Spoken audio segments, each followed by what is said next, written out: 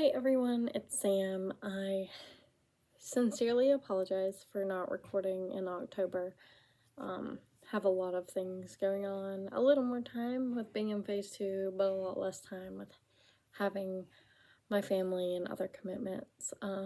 So I super apologize if anybody was hurt or offended, which I doubt it, but I hope you can all forgive me. As usual, I'd like to start with my any questions I got. So since the last time that I recorded in September, I only got a couple questions. One person asked about microbiology and biochem in the labs. In IPAP, you don't actually take labs with either of those classes. The only labs that you have and with like any science course is anatomy and physiology, and those are cadaver labs. So you won't take like a typical science lab with biochem or with microbiology. Those are going to be based on the organisms that cause illness. So teaching you all that, and then teaching you how the body protects and compensates when it gets sick from those organisms. So illnesses and how that'll happen, like the like on the microscopic level. So interleukins and all of those things. And then I got a comment that said, this was last month, and it said, as of 2 weeks ago, you commission when you arrive. I know a few people still at the schoolhouse, and I know that whenever it does get signed into place, it would typically be announced across the PA world. However, right now, the people I've asked and the things I've looked up, MilConnect, etc., it's still not signed into place. So I could be wrong, I could be missing something. But whoever mentioned that, maybe they have more information in the comments. But as of right now, you don't commission when you get there, but they are working toward it, and they have a committee set aside to exactly like determine where they're getting funding for everyone that's going to be commissioning, if you're in the program and if you'll be commissioning or not. So there's a lot to come on that, I think. So we did have PA week, and I wanted to just share a few things that I learned throughout that. When we sat down with a lot of colonels and whatnot in the Army and heard from them on the things that were most important, they did state that the PA letter of recommendation holds the most water for LORs. So you would want to make sure you put your best foot forward with the PA LOR and make sure that you're shadowing a PA that really understands you and can write an efficient LOR for you to get it across that you exactly how skilled you are or how motivated you are. Also, the LOI that you write, you need to answer the questions: why do you want to be a PA? What motivated you to be a PA? How you're going to excel in the Army as being a PA or other service, and then how will you contribute back to the Army? Those are the example questions that they gave us on how to articulate in the LOI, like what you want to be or why you want to be. So why you want to be a PA, what motivated you, how you will excel, and how you will contribute to the Army. And they did emphasize only one page. So if you can keep it to one page, I would do that. I know some people are like, I'll just write as much as I want to write, but I do think that with how many packets they're going through, at some point they may just stop reading.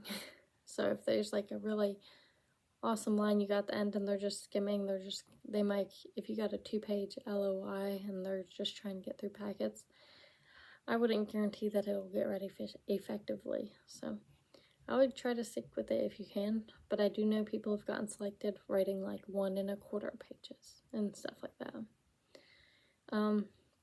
They did emphasize that the priority as a PA is to train your medics.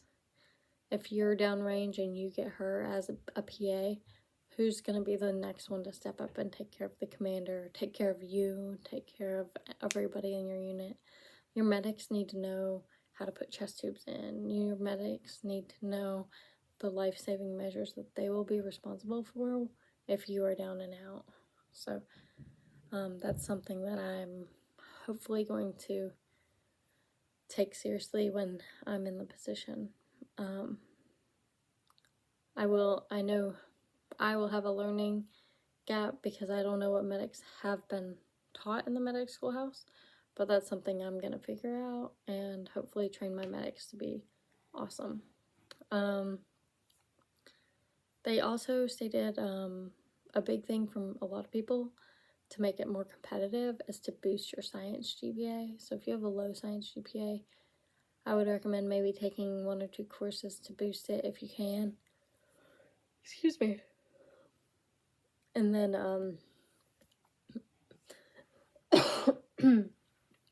they said officers typically have a more robust packet than enlisted because of their education and other accolades that they may have. But they did say that a degree, even if you're enlisted, a degree does help make you competitive for the board. So that is definitely something that everybody should think about, especially if you're close, maybe a couple classes off or something like that. I found that when I went through Liberty University for my first bachelor's, and I found that I could make my previous education and the classes I needed line up with a bachelor's degree from Liberty University in healthcare informatics.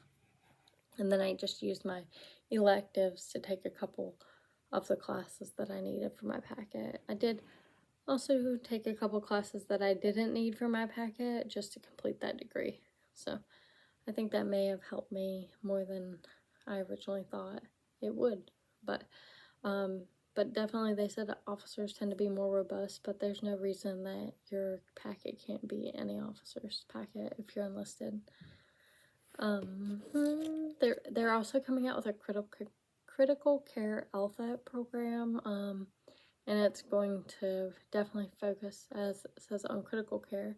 So there's several civilian institutions that are going to be partnering with the Army to provide this. So I think that's really exciting. As for the boarding process and packets, during that, I have some statistics I wrote down. During the whole board, they select up to 240, but this is not just Army. It's Army Active Duty, Reserve, National Guard, Navy and Marines, Air Force, Coast Guard. So out of the maximum of 240 seats for the program, 80 seats max per class. Army Active Duty is given 100 seats for the whole year. Reserve is given 10 seats. National Guard is given 30 seats. The Navy and Marine Corps are given 30 seats. Air Force is given 60 seats. And Coast Guard is given 10 seats. So that's where you get your 240. Now, at times, services may beg, borrow, and steal from other services, but usually there's an agreement worked out. So, that's something to think about. 100 active duty Army with how many packets they're probably receiving. It's a lot. They also did go over some attrition numbers. So the attrition, I believe 5 years ago, was around 25%. It is currently down to 4%, 4.4% to be exact. But that does not include recycles, they stated. So that's just people who have come to the program and not survive the program, basically. for lack of a better term right now. And so recycles still complete the program, but they're just not counted in that attrition because they stayed in it. So they just recycle back 1 or 2 semesters. So for the February 2024 graduating class, 97% as of PA week, 97% passed their PANS. It was 64 out of 68 individuals. For the June 2024 class, 90% passed their PANS. It was 56 out of 62 individuals. The first time taking it pass rate was 89%. So I don't know if that is around what you guys were understanding or if it's higher or lower. But I just wanted to share that with you because it's a pretty good pass rate in my opinion. So if you were to look at other schools, some of theirs are maybe a little higher, a little lower. So, but in my opinion, this is first time is 89 is kind of but given the graduating class was 97 and the next was 90, I am interested to see what the October 2024 pass rate was, but those numbers weren't available at the time of PA week because most of them hadn't obviously taken it yet. For Army packets for the last board, I will say that they got 280 packets. They stated 251 for active duty. Mind you, they only select 100. And 29 for reserve. Mind you, they only select 10. So it's for that's almost 2.5 and 3 times the amount of seats they have as the packets they're receiving.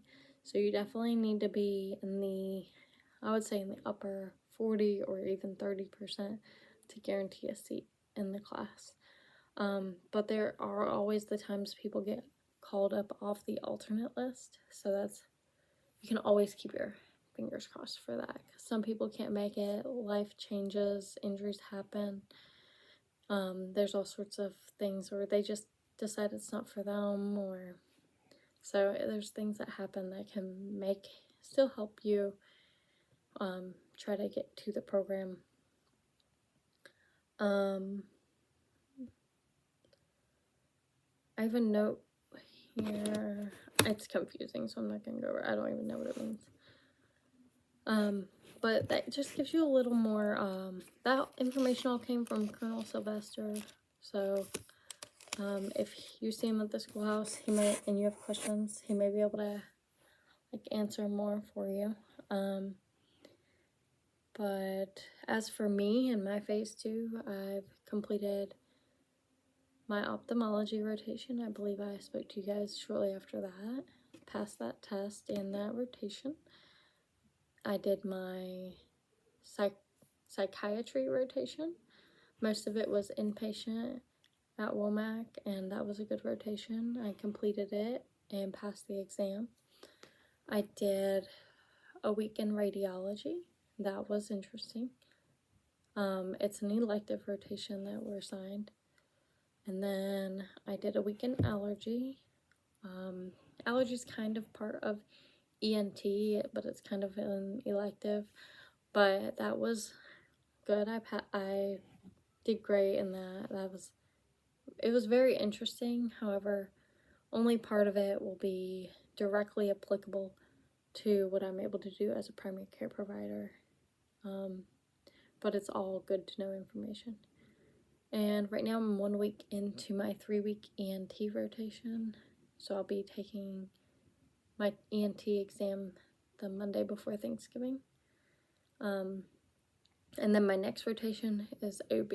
So I'm pretty excited. I think I'm on a good path. Passing, but definitely studying, doing ED hours because we are the last cohort that has to do the ED hours outside of ED rotation time. So that's good. I'm 68 hours down of 160. I just did 10 yesterday. I have 4 more tonight, which I regret signing up for, but Don't we all when it comes to going to work? I just, evening hours are just, I'm usually in bed by the time, like, the evening hits, so. But, all in all, it's a great experience. All the, I've worked with some PAs, mostly in the ED, but I work with a lot of MDs and DOs on my rotations, and they're all so knowledgeable, and so far most of them are pretty kind too. I know that there will be some rotations where I might figuratively get my teeth kicked in because I don't know things, but I'm sure those experiences will help me to know those things in the future. If you have any questions, comments, concerns, let me know. I wanted to record a little earlier in the month because I forgot last month. Well, didn't forget, got very busy. But feel free to email me. I'll put my email in the caption again, like I usually do. And I guess that's it for now. I hope you guys have a great November, a great Thanksgiving, and let me know if there's something you guys want to hear about next month. Thanks. Bye.